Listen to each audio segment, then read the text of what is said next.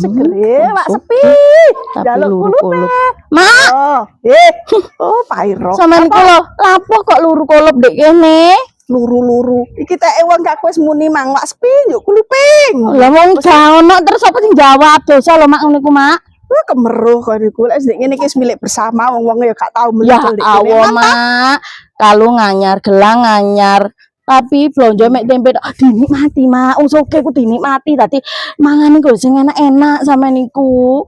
Ala-ala kok niku. Lah masih mangan tempe kok ya enak ta wis tuwek te mangan aneh-aneh kok kolesterol asam urat. Lho masa didik-didik lah sama niku lho apa mleci-mleci didik-didik ngene. Lah aku Mak ya urip ngene iki ya dhuwit, Mbok. Ya tak nikmati ta bendina marung. Ora usah ngurusi uripe tangga minggah to. Lapo kon aku mangan tempe bah mangan daging ngurus aku. Dosa njupuk wek wong. Dosa tak urus dhewe lapo kon ngurusi amalku Udu FOSO dosa.